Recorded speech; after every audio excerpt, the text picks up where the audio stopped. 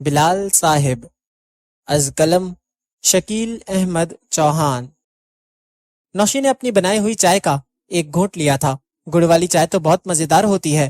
نوشی نے خود ہی تعریف کر لی تھی۔ کچن تو بہت صاف ستھرا ہے، ابھی بیجی آتی ہے تو اسے دکھاتی ہوں۔ دادو کہتی ہیں عورت کی صفائی اس کے کچن سے اور اس کے خود کے پیروں سے نظر آ جاتی ہے۔ بلال نوشی کو دیکھ رہا تھا، باتیں کرتے ہوئے۔ نوشی کی بلال سے نظریں چار ہوئی۔ اس نے اپنی لٹیں کان کے پیچھے کی جو اس کے چہرے پر تھیں۔ ویسے آپ تعریف کے معاملے میں بہت کنجوس ہیں، نوشی نے چائے کا گھونٹ لیتے ہوئے شکایتی انداز میں کہا۔ چائے پیوں گا تو تعریف کروں گا، بلال مسکراتے ہوئے بولا۔ چائے کی کون کم بخت بات کر رہا ہے، میں تو اپنی بات کر رہی تھی۔ کل رات سے اب تک تم نے میری تعریف میں ایک لفظ بھی نہیں کہا۔ یہ بات ہے تو اب تعریف کر دیتا ہوں، بلال نے مسکراتے ہوئے جواب دیا۔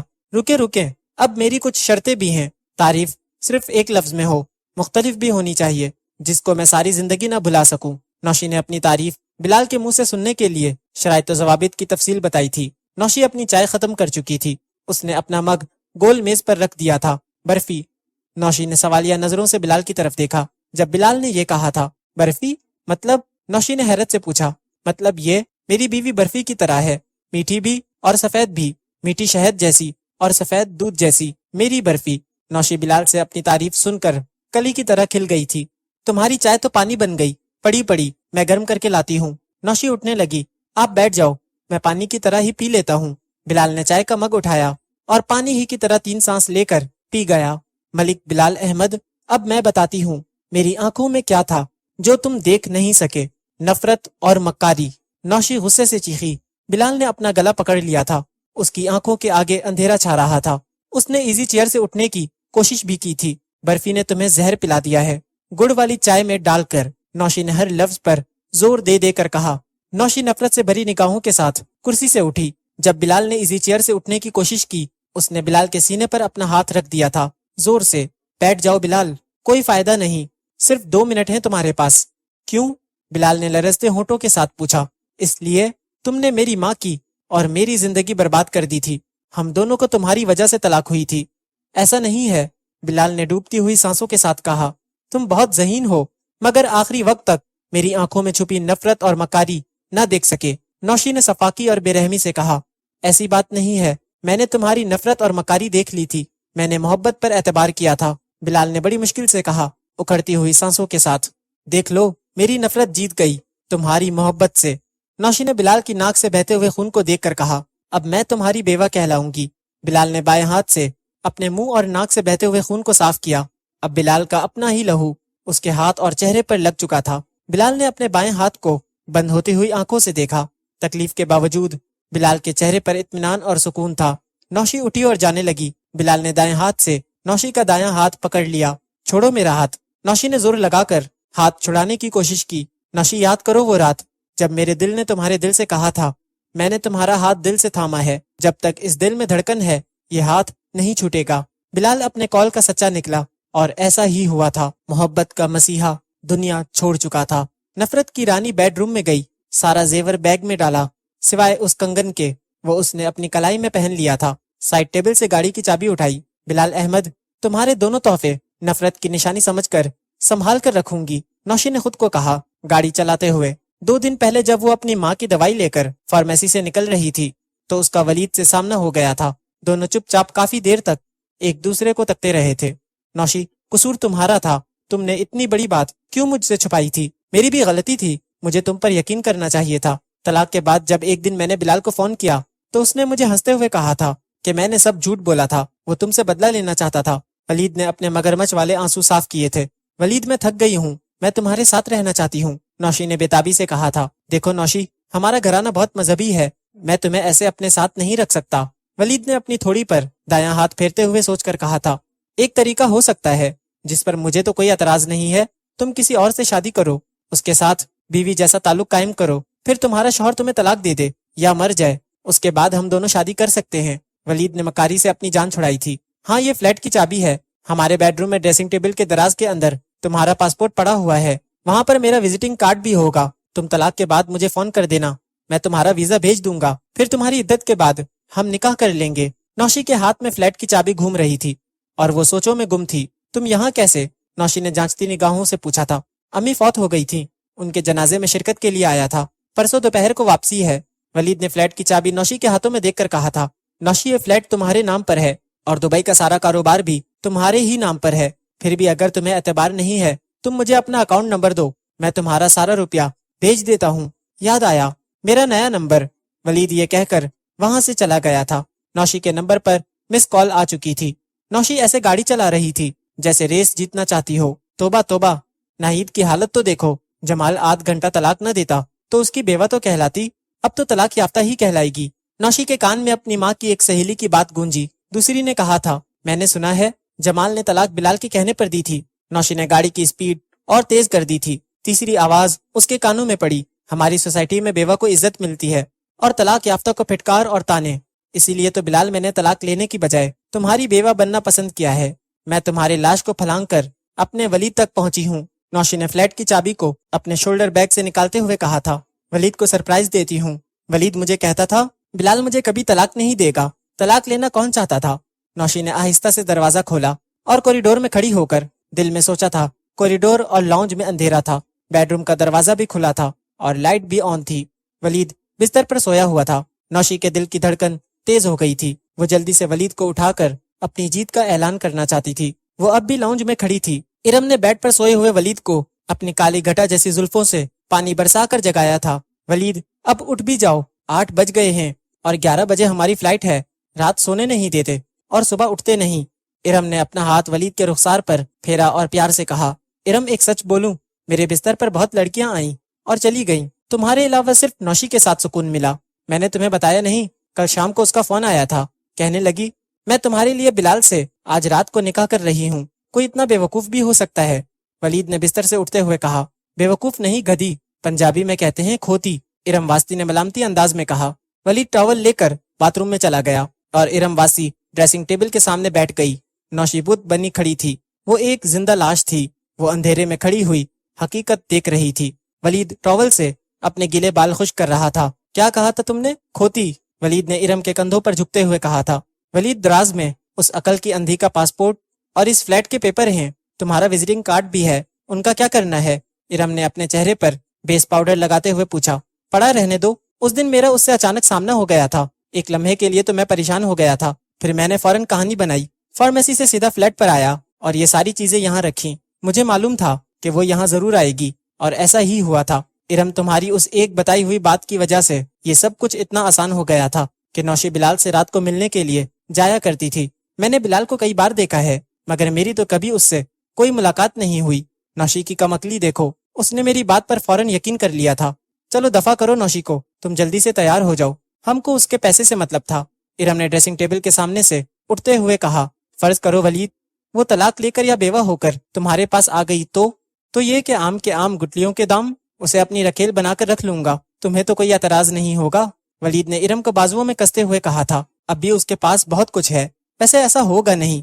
ऐसा मर्द किस्मत वाली औरतों को नसीब होता है। हर लड़की के ख्वाबों का शहजादा। बेवकूफ औरत अंधेरे से चलती हुई अब रोशनी में आकर खड़ी हो गई थी। नौशी बेडरूम के दरवाजे के पास खड़ी थी। वलीद ने उसे देखा तो इरम को रिहाई दी अपने बाजुओं की कैद से और चलता हुआ नौशी के सामने खड़ा हो गया। नौशी, तुम कब आई? वलीद ने रुक रुक कर अपनी जबान से ये 4 अल्फाज बोले थे। नौशी अपनी फटी फटी निगाहें और घायल जिस्म लिए वलीद के सामने खड़ी थी। नौशी की हालत धोबी के कुत्ते जैसी थी। तुम्हारा तो निकाह था बिलाल। वलीद की जबान से बिलाल निकला ही था। नौशी ने मुंह भरकर थूक दिया वलीद के चेहरे पर और बिलाल कहकर जोर से चीखी। नौशी चीखते हुए वहां से भाग गई थी। तोशी, तुम्हारी वजह से देर हो गई है। कहा भी था बाजार से ले लेते हैं। सुबह से बीजी और एसएमएस दौड़े लगा रहे थे, फिर भी आध घंटा लेट हो गए हैं। एक तुम्हारे जीजा जी आर्मी वाले टाइम के इतने पाबंद नहीं हैं जितने बिलाल साहिब। मोहसिन गाड़ी से उतरते हुए बोल रहा था। मोहसिन ने गाड़ी बिलाल की गाड़ी के पीछे खड़ी कर दी थी। डीजे और बीजी गाड़ी की डिग्गी से नाश्ता निकाल रहे थे। मोहसिन ने एक हाथ दादी के हाथ में दिया और दूसरा तोशी को थमाया। घर का मेन गेट खुला हुआ था। उन तीनों ने एक दूसरे की तरफ देखा था। पोर्च से गुजर कर उन्होंने लाउंज का दरवाजा खोला ही था, सामने बिलाल की पुश्त नजर आई। ये लो, ये यहाँ सो रहे हैं और नौशी मैडम अंदर सो रही होगी और घर का मेन गेट खुला हुआ है। उठो जीजा जी, नाश्ता आ गया है, तोशी ने शुखी से कहा। तोशी की नजर बिलाल के लटके हुए हाथ पर नहीं पड़ी। बिलाल का दायां हाथ इजी चेयर के साथ जमीन की तरफ लटका हुआ था और बायां हाथ उसके सीने पर था। नाक और मुंह पर लगा हुआ खून खुश्क हो चुका था। بلال کا جسم برف کی طرح ٹھنڈا ہو چکا تھا۔ سب سے پہلے محسن کی نظر پڑی تھی بلال کے چہرے پر۔ محسن نے بلال کی نبض چیک کی، اس کے بعد دل کی دھڑکن بند تھی۔